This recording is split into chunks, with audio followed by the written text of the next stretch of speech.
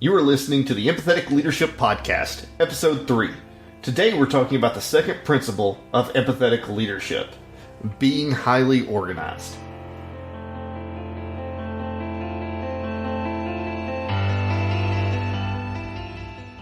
Hey everybody, Ronnie here. With me as always is my regular co-host Jason. Welcome to the Empathetic Leadership Podcast. If this is your first time listening, then thanks for joining us. The podcast is produced by Hinderless Media and releases every Monday for your enjoyment. And show notes are found at hinderlessmedia.com. Come back often and feel free to add the podcast to your favorite RSS feed or iTunes. You can also follow us on Facebook. All links are in the show notes. Now let's get into the show. Sensational, that's what you are. What are you doing? So Jason, here we are again. We're About back. to talk about some leadership. Which episode are we on? It's three. So many that we've lost count, right? Yes. It's another week, another episode, another part of your 11 The 11 principles of empathetic leadership. Yeah. Oh my God. I was gonna say tenets. The 11 tenets. It's like now we're like Doctor Who. Like these are David tenets of empathetic Like a leadership. religion. Anyway, I'm back, and obviously we were talking about people last time. That was cool. Yeah, and that's really important because like everything that we talk about from here on, the rest of the tenets, all come back to people at the end of the day. And that's part of what we're going to be talking about as we go through them is like how it relates to people. Right. Even though we're going to be talking about specifically what you need to do within those principles, it all comes back to the people at the end of the day. Yeah, it's true. So I'm pretty sure that like everybody that listens to us is tired of me saying people. People. It's about the people with the people and more people. So people. Yeah, because that's what we are. It's just We're people. people. We're people. In a people world. So, hey, one of the things that is really challenging for almost any leader, including myself, and I know myself. You've mentioned before it's a challenge for you, is being organized. Like, Yeah. you know, It's something even when I was younger that I would remember on my report cards was always like needs organization or something needs to be more organized. There's something along those lines. And then as I've gotten older, it's gotten a little bit better. Right. But, it could use some work. right? And some of my abrasiveness is going to come out here again. Oh, boy. But look, here's the thing. Like, if you're sitting here and saying, well, organized chaos, and I know where everything is, even though it looks chaotic. Guess what? You're not organized. Yeah, no. I was the guy that made the excuse of organized chaos. I was one of those guys too. Yeah, I can actually tell you a story. For those that don't know, which is pretty much everybody that's listening to this, I actually was in the Army. Spent some time overseas, and in my office when I was in Iraq, I had this big, just stack of papers on my desk that is just like a mountain of paper. I know exactly, yeah. And my lieutenant came to me one day and was like, hey, I need this report from like 2 weeks ago. And without even looking up from my computer, I reached over and grabbed it and handed it to him out of this big mountain of papers. So you knew where everything was, but it looked... But it still wasn't organized. Yeah. And so I want to dispel that excuse right now. Because let me tell you, as easy it was for me to grab that paper out from that stack, I still would have been more efficient if I had been organized with all of my paperwork. Yeah, and I'm sure there probably would have been a situation where maybe you wouldn't have been able to find said paperwork because having it that messy and crazy, it makes it tough to find anything. Right. So, And one of my big things, like people using confirmation bias, we do that within those situations as well. For sure. I'm sitting there going, well, organized chaos, I know where everything is. Well, my mind automatically files away every example of times when I was able to do that. Right. But the real secret to it is I just looked at that same report from 2 weeks ago, like 10 minutes before. So you're of course I knew where fortunate that was. it worked out for you. Exactly. You're just a lucky guy. So it's one of those things just go ahead and get in that mindset. If you're not the organized person, that's probably going to step on your toes a little bit, probably going to tell you that you're wrong on some things. But it's also the same things that I've had to tell myself that I'm wrong on. Yeah. It's okay to be wrong, by the way. Yeah, absolutely. You know how many times a week I end up being wrong at work? Probably a lot. Yeah. Me too, though. And don't be afraid, even with your people. If they come up to you and tell you, hey, you're wrong about this, look into it. And if you're wrong, go to them and tell them you're wrong. Like, it's not that hard. Who's right, who's wrong? I don't know. But no, and that's the thing is, so a little bit about me, more about me. So I'm what they call a flex officer in security. So for me, I go to all our posts. I go to every single different post. In a lot of ways, I have to stay organized as far as my schedule goes, because if I don't know what I'm booked for. I don't know where I'm going. I don't know which post I'm supposed to go to. And there's been situations where, especially when I first started, where I didn't pay attention to that, and so I would either double book, and I had to have like 2 posts I could be at once. I'm only one person. I wish I could split myself in 2, but I can't. And so I got a lot better at that, and not only that, but like I don't always know the posts that well because I have to go to every single one of them. I have to remember every single one of them. So there's times where, like, let's say I'm a supervisor somewhere, I may not know a policy, I may not know a thing that I should know, and if somebody that is under me tells me, hey, by the way, this is how this actually is supposed to go, it's like, oh, Right. thank you. Thank you so much for helping me out, basically. And that's the way I look at it, is you're basically helping me to get you better. Right. That's how I look at it. And one of the things too with like organization, you're talking about organizing your schedule there. You do get people that you're leading that are going to be unorganized. You talk about organizing your schedule across multiple sites. I got people who can't keep up with what day they're supposed to be at work on a set schedule every day at one site. Right. And the thing is like if you haven't learned how to be organized, you really can't coach your people into organization either. So it's really important to start picking up these skills and the knowledge of it so that you can also help your people pick up those skills and learn that knowledge. Yeah, I mean, it makes sense, especially if any type of leadership position you're in. If you're going to be training somebody, how can you train them if you don't know what you're training? Exactly. First thing, we really got to talk about is like organizing your time. You kind of already hit on that with organizing your schedule. I learned a lot of that in college, I'll tell you that. Right. One of the things that's so important about like organizing your time is that helps you multitask efficiently. Yeah. Now, here's the thing. We're not, like, our brains are not made to multitask. Oh, is it not? Bottom line. Like, some people are really good at it, though. Yeah, and that's part of it's because they're so organized. But we're actually, like, our brains are made to focus on one thing at a time. But if we organize effectively, it actually helps us multitask. We talked about it a couple of weeks ago, I believe, or maybe last week. I don't know anymore. But we talked about where I use my time driving to listen to leadership podcasts, to listen to books, just to learn and pick up more knowledge and skills. And if I didn't organize myself, I wouldn't recognize necessarily that there was time to build that into it. Right. Yeah, I mean, commute time, you can utilize, that's just dead time. Then a lot of times we all, especially if you're listening to this and you're out in like a big city like LA or even in Nashville, there's a lot of traffic here and you're going to be dealing with that morning traffic. And instead of getting all mad about it, you can utilize that time to get better.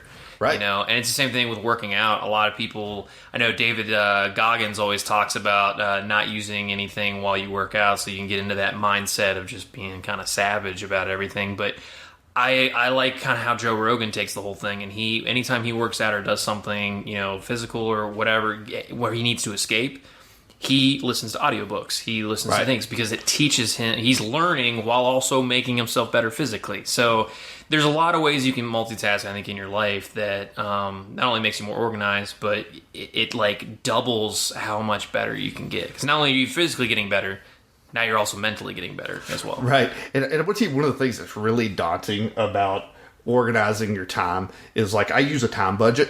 It's actually an Excel spreadsheet that has my time blocked out by 15 minutes. Is already, if you're in a leadership role, you already feel the time crunch. Bottom line, if you're doing it effectively.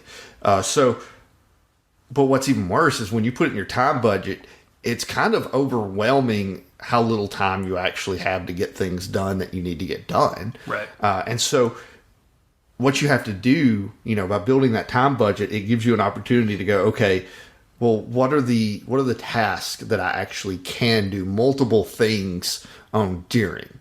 And that's where you kind of hit that moment of like, aha, here's something that I could be doing something else during. Yeah, and then it's such a better utilization of your time. Right. And, and the thing is, it's like even within your time budget, you got to have downtime.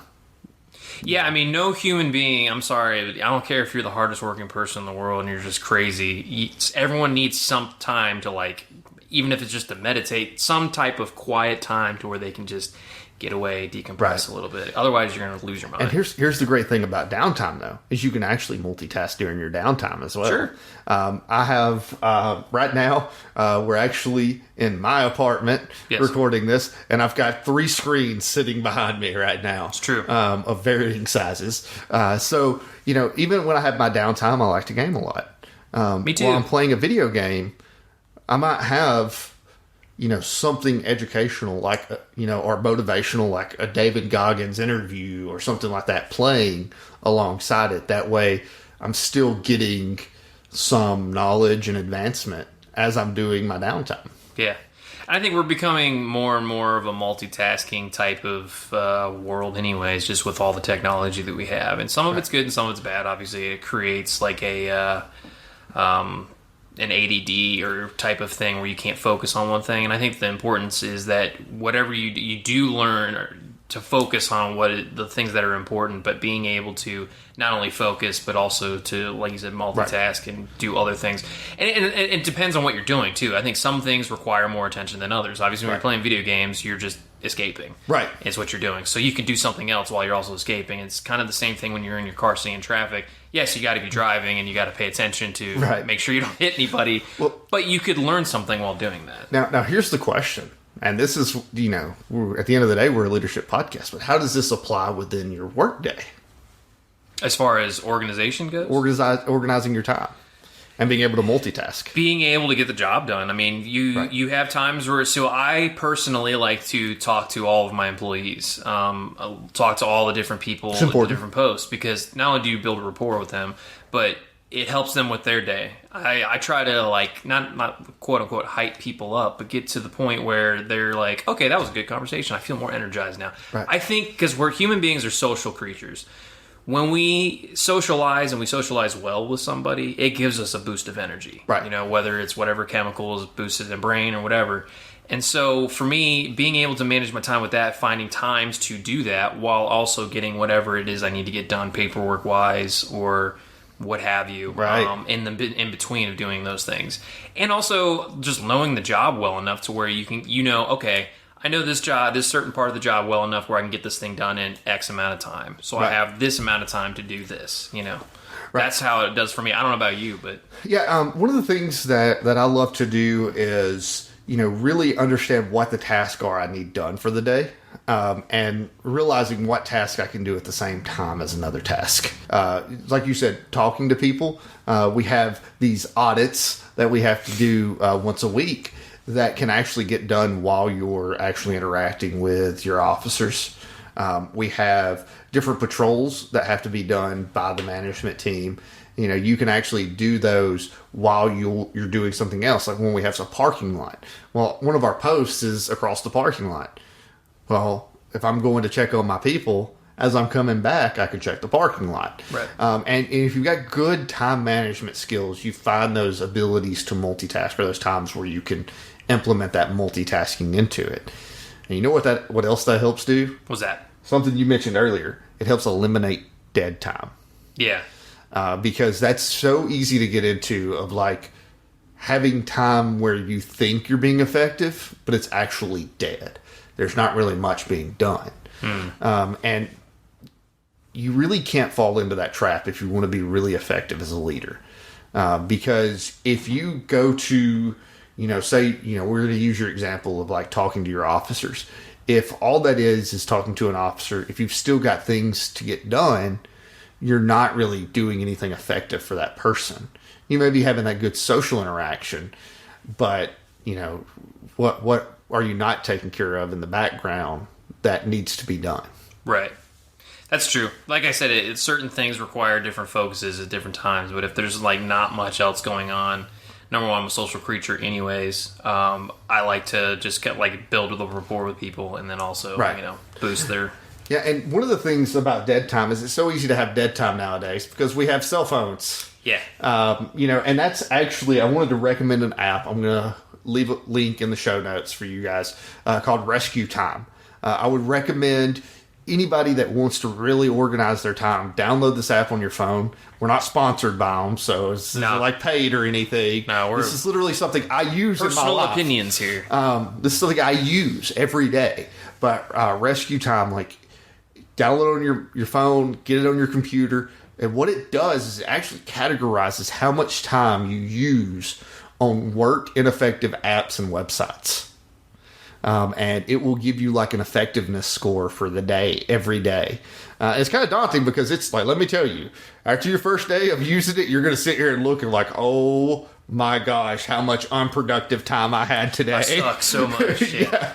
But you need that sometimes. You need that mirror to look into that's going to say, hey, you suck at this. Well, I don't think a lot of people realize how much time they spend on social media or just, even YouTube or whatever. I'm very guilty of this. I spend a lot of time on YouTube. Not as much as social medias anymore because I've gotten away from that a little bit. I recommend other people doing that as well. But yeah, I mean, the amount of time we just spend on dead time on computers and on other things and not actually experiencing the world, but also not being effective in whatever. And not taking care of your people. Because at the end of the day, if you're... Goes back to the first episode. If you're not... Second episode. If you're not using your time effectively at work, you are not taking care of your people. Right. And that's the great thing, too, about the app, is it has... if you put in the times that you work, it will actually tell you, here was your productivity while you're at work, and here's your productivity for the rest of the day. Mm-hmm. And let me tell you, it uses colors like blue is, you were productive... Red is you weren't productive. Like, if, you want your time at work to always be in the blue, and I'm going to tell you, it's actually kind of hard. Because I've been doing it, and, like, I find myself at work, like, oh, man, my work time's in the red, and I have to kind of, reel myself in and kind of give myself a mental spanking to, like, get back on track.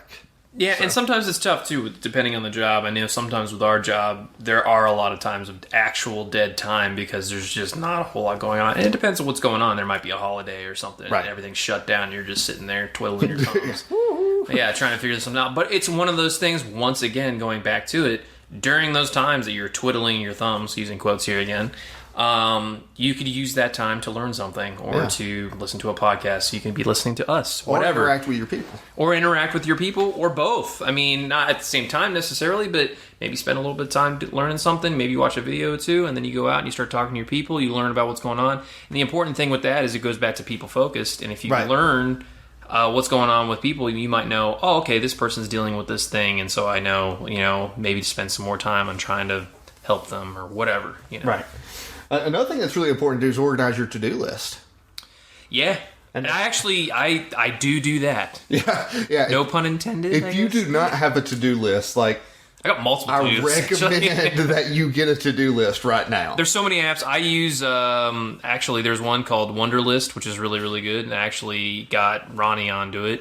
The beautiful thing about it, and once again, we're not sponsored. The beautiful thing about it is that you can connect with other people on the list, and you can share the list with other people. So if you're maybe a company or band, whatever, if someone accomplishes a task, you can click on the thing, and it updates it automatically for you, and it just shows, hey, this thing was done, this thing was done. It also gives you a list of the thing today, and you can also have your own privatized lists. I also use Color Note, which is a great little sticky note app that I recommend. I've stood by because I can create lists on that.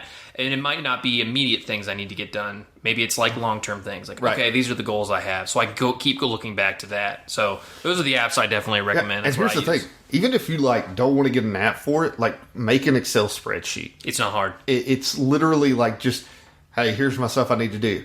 And, we had to do it with this podcast. You brought it up that we kind of got one with Wunderlist.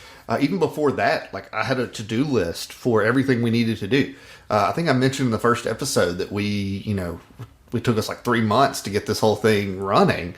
It's been a pain, but it's been fun. Yeah, and from the very get-go, I had a to-do list of things that needed to get done in order to launch.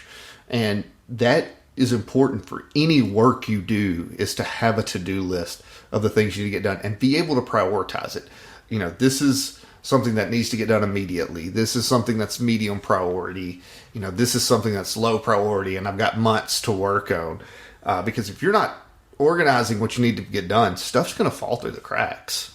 For sure. And then also just having it for personal accountability as well. Like if you're an entrepreneur or even just personal, you want to get better as a person, setting goals for yourself and having a to-do list for that, 3 months out, 6 months out, 9 months out.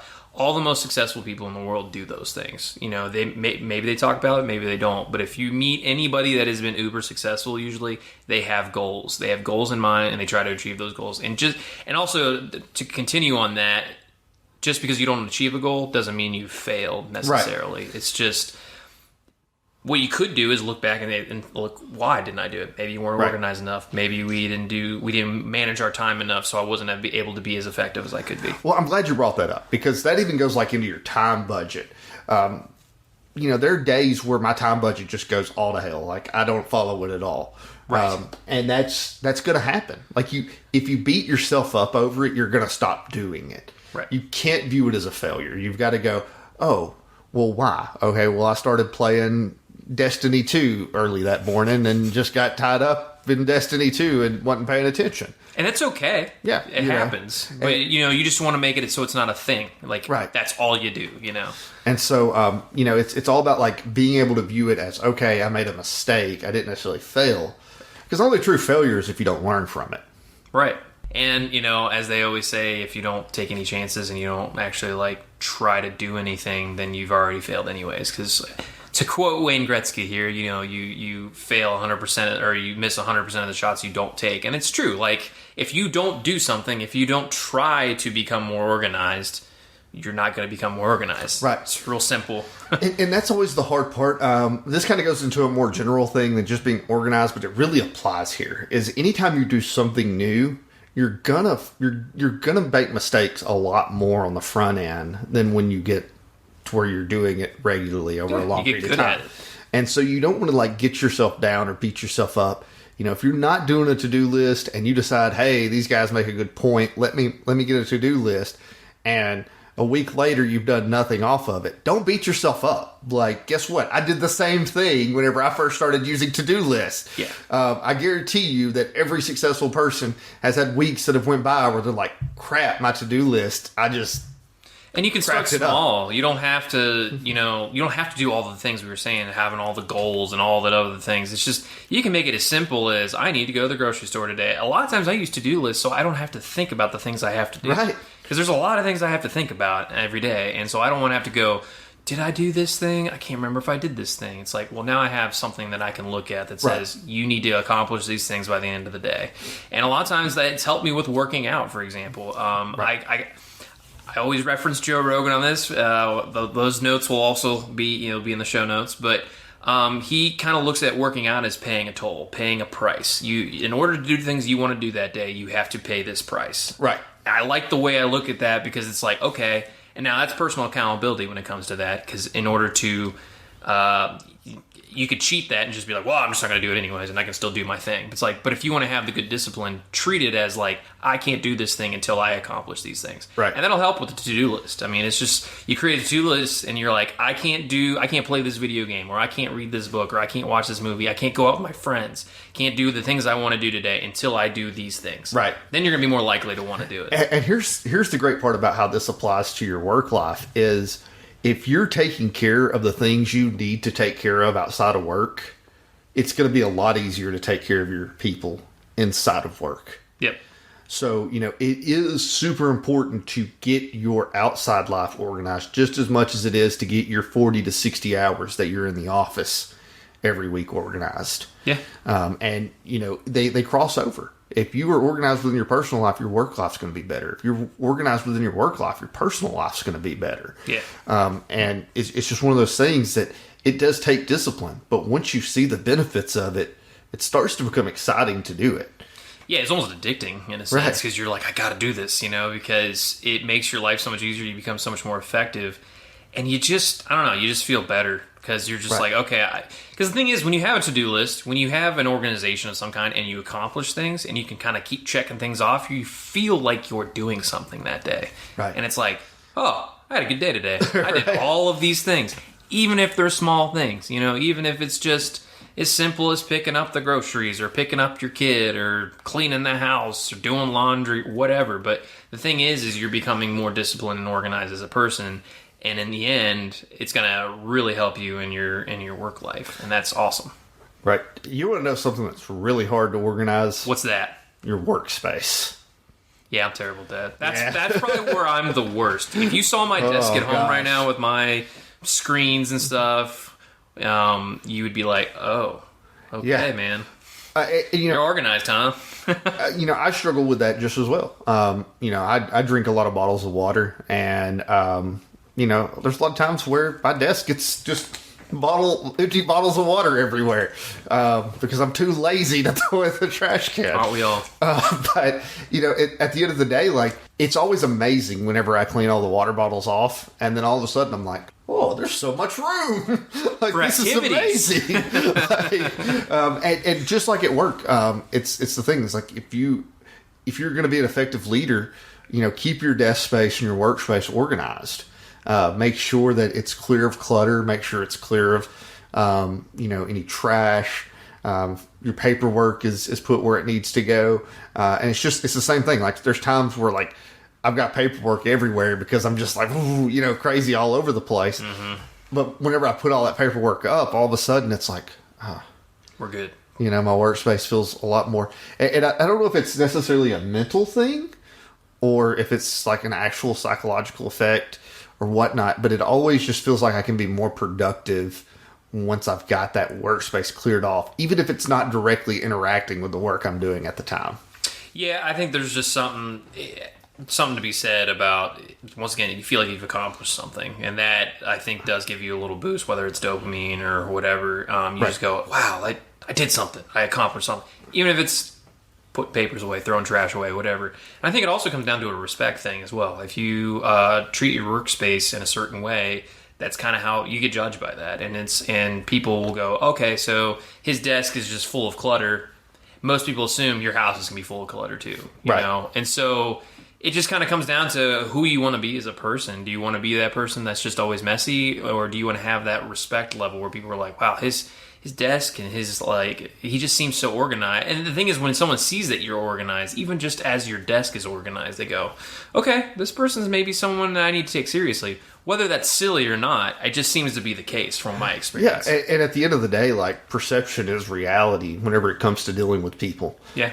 And if your people have this perception of respect, like you said, around you, they're going to respect you more. And that makes it easier for you to lead them, especially in ways that help them. If you're not building that respect, then they're going to be like, why do I got to list this guy? This guy's got like a messy workspace. And that's funny you say that because, and I'm not going to, obviously I won't name any names, but there's supervisors that I've worked with that people don't respect. And you can tell, and their jobs are 10 times harder than mine. Because if someone doesn't respect you, they're not going to listen to the things you have to say. And if you are like, hey, I need to get these things done, and you delegate that to somebody, they're not going to care to get it done because they're going to be like, who cares? Like, who cares about this guy, Right. And so developing that respect, whether it's through organization or whatever, it's super important. Right. And another thing that having a clean workspace does is actually reduces your stress, because that's just one less thing you have to worry about. Yeah. And if you're less stressed, you're going to be able to help your people out better than what you would be if you were stressed. It's also just better for you in general. Stress is not good for you. Right. In case you didn't know that, stress is not good for you. So, our time, once again, is getting away from us. It's not great. I want to sit here and talk to these people forever. Yeah, but do they want to listen forever? Probably The not. answer is yes, actually. No. I hope so. I hope so. Hope you keep coming back for more. Yeah, but, once again, I just want to know, what questions do you guys have for us? What comments do you have? What suggestions? What can you teach us? Yeah, and it can be about the topics of today's show. It could be maybe future topics, and then we can address it on that show. I think the first episode, we kind of broke down all the different things we're going to talk about. And so you can just kind of go from there. And if there's something you see or you've heard, you're like, you know what? They didn't touch on this thing that I know, or I'm confused about this thing, or whatever. We're trying to create a community here of people that want to learn more about leadership and to make each other better. So if you're one of those people, just feel free to send us an email. Yeah, where can they email us at, by the way? Yeah, definitely. It's like one of those things where, there are definitely people where they have more leadership knowledge than what we have. For sure. But we want to be a place where we can learn together. We want this podcast to be something where, we can learn from you. You can learn a little from us. We make no, claim that we have the ultimate knowledge of leadership. No one does. The thing is, we want to share what we know, and we want to get from you guys what you know. Right. So if they do want to email us, where do they email us? It's going to be at media@hinderlessmedia.com. Okay. So, definitely let us know if you've got any suggestions. So Jason, definitely appreciate you once again. It was fun, as always. Your insight is always enjoyed. But that is it today for the Empathetic Leadership Podcast. Thank you to each of you that have joined us today. We hope you learned something that you can use to make life a little bit easier for you, your employees, and your senior leaders. If you have any suggestions to make this podcast better, once again, feel free to email us at media@hinderless.com. And don't forget to review us on your favorite podcast provider. Have a good week, and we'll see you next Monday. See ya. Sensation.